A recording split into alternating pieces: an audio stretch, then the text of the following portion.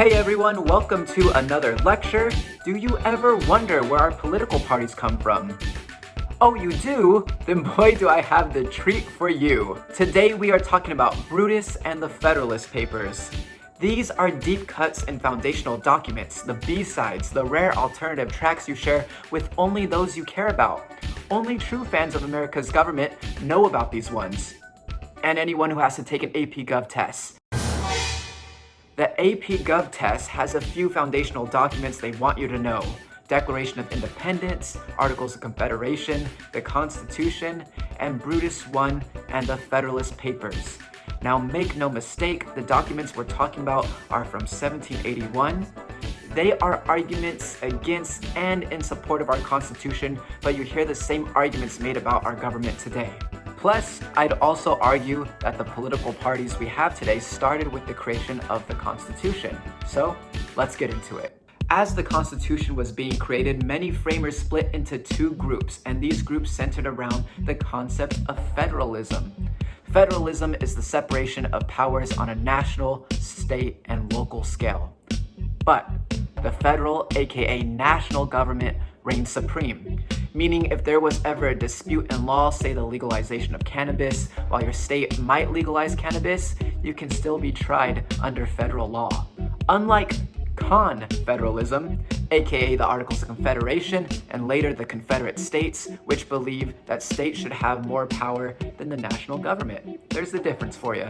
Imagine the tiered levels of government as a Russian nesting doll, with you in the center as the smallest doll. The second smallest doll is city government, and all the laws in that city apply to you. The county level government falls over the city government and you. All the laws and regulations set forth by the county apply to the city and to you. But the city laws don't necessarily apply to the entire county because there can be multiple cities within a county. The state government doll covers all of the counties, cities, and people in the state. A law passed at a state level cannot be overridden by a local government. Finally, you have the largest doll, the federal government. The federal government reigns supreme, literally. Article 6, Clause 2 of the U.S. Constitution is the Supremacy Clause, which establishes that federal laws are the supreme law of the land. This means that national laws take priority over any conflicting state laws. So we have one group, the Federalists, who believe in a strong central national government and supported the Constitution. This group included Hamilton, John Jay, and James Madison, to name a few. Then you had the Anti-Federalists, who believed states should have central power, and they feared a strong central government was just another term for a monarchy. Among the Anti-Federalists were Thomas Jefferson, Patrick Henry, and Roger Yates. Now, New York was a battleground state. It wasn't clear if they would ratify the Constitution or not. They were on the fence. We all have that one wild card friend who keeps us on our toes. Will they show up to the party or will they leave you hanging? That was New York.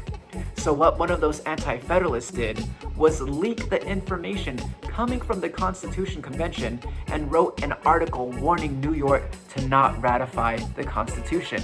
The essay was Brutus I. Once again, Brutus I was the anti-federalist argument against the Constitution. No one knows who wrote it, but many believe it was Roger Yates. I'd show you a picture of him, but chances are he's exactly whatever you imagine right now. It's called Brutus I because the Federalists felt it betrayed the trust of those at the convention and ruined chances of getting it ratified. Et tu, Brute! But Brutus I had good reasons to not ratify the Constitution, and these were the primary arguments.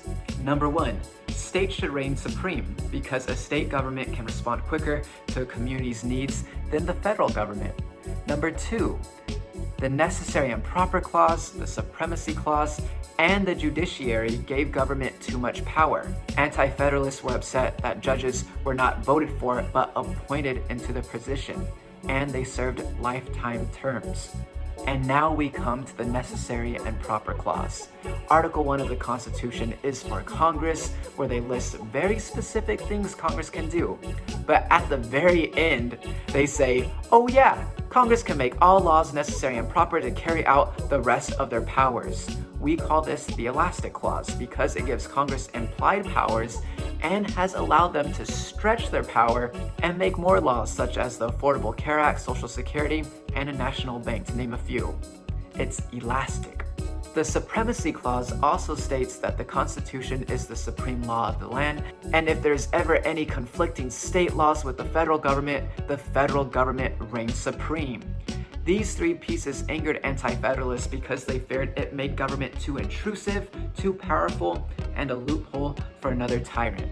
Finally, anti-federalists made the argument, and this is a quote from Brutus I, "A free republic cannot succeed over a country of such immense extent, containing such a number of inhabitants, and these increasing in such a rapid progression as that of the whole United States." What that means is, the United States is too diverse, too big, and evolves too quickly for a massive federal government to keep up. This was 250 years ago, before the US became what it is today. So that was the Anti-Federalist case. They wrote one article, published it for New York. Now, what did Alexander Hamilton and other Federalists do? They wrote 85 articles. John Jay wrote 5, Madison 28, and Hamilton wrote 52. Each details every decision made within the Constitution and why it's the most logical to preserve a republic. In the years since the American Revolution, the United States faced a challenge very different than the one it had faced while fighting the British Army. Now, its leaders had to figure out how they would govern their newly independent nation. By the way, Hamilton, Madison, John Adams, a lot of our founders were quite short individuals, so I can only imagine the power complexes they had. I can only imagine. While you don't have to know every article from the Federalist Papers, there are 4 you should understand, so let me explain them to you. Federalist number 10 by Hamilton makes the case for a representative democracy, aka a republic. He explains how people naturally create factions. Once again, a faction is just a smaller group with certain values within a bigger group. You can't stop people from making factions. But, he explains, factions want what's best for only themselves and can often fight over what's right. Federalist number 10 says a republic form of government best represents a majority and minority voice because it requires them to make compromises and work together. For example, if we had a direct democracy, groups would constantly be fighting for power and their own self-interests. But with a republic, whoever represents a city must hold many different factions and voices and somehow come to a compromise for all of them to live. In Federalist 10, Madison warned about factions or groups of citizens with interests that differ from the interests of the nation as a whole. Madison believed that a large republic is the best way to prevent factions. Voters in a large republic have a bigger pool of candidates to choose from, which increases the chance that a competent representative will be selected. Federalist 51. This is the article we quoted in class regarding men and angels. Madison was making the argument for 3 branches of government that not only check people, but are able to check themselves. He's explaining this is a strong way to prevent tyranny because you need not only votes, but then the rest of Congress and courts to side with you. No one group can get their way. So while we currently have a Republican president and a Republican majority Senate and Congress, they need the Democratic House of Representatives right now to get any law passed. In Federalist 51, Madison laid out the framework for the system of checks and balances which allowed each of the 3 branches of the federal government to check the power of one another. Federalist 70, and this was another controversial part. How do we give power to one ruler without calling it a monarchy? We need one person to make quick decisions in times of war, tragedy, and disease. We need someone to speak to international governments and a united America. Hamilton was arguing this is why we need an executive, a president. Without one, there's no clear communication or quick decisive choices or clear union of folks. Finally, Federalist 78. Many anti-federalists had problems with federal judges appointed and not voted for, but also that federal judges serve lifetime terms, meaning when a judge is appointed, they can be there till either they retire or die.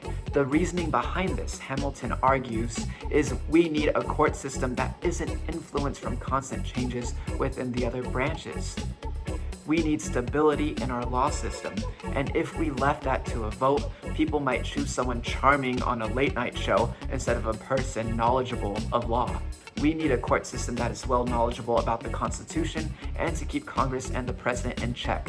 And just this past summer, you've seen that in the Supreme Court, upholding DACA or putting a federal ban on the discrimination of LGBTQ+ employees. Now, the main criticism against Federalist arguments was the very thing they were creating, a two-party system, a government influenced more by one political party over another versus multiple voices. While we have a republic, we also have two primary political parties now, and a simple majority of 51% of people can overcome the other 49%. Just 10 years later, after the ratification of the Constitution, in Washington's farewell address, he warned about the dangers of political parties. But because we argued about the creation of our government system, that fight didn't go away. In fact, it's stronger than ever. The arguments made by Federalists and Anti-Federalists can be seen by Democrats and Republicans. Republicans critique that the federal government is too big, that the people in it could be too wealthy or run by elites. Democrats argue we need more protection from the federal government and often use the necessary and proper clause to do so. While our culture, technology, and altogether society have changed, that core argument remains in our political parties today. Who should govern and what should be governed? We are part of a fight 250 years old. And in order to get the Constitution ratified, Federalists were going to have to compromise with Anti-Federalist beliefs in our first 10 amendments and to shape what states' rights look like. Thank you for watching. Godspeed.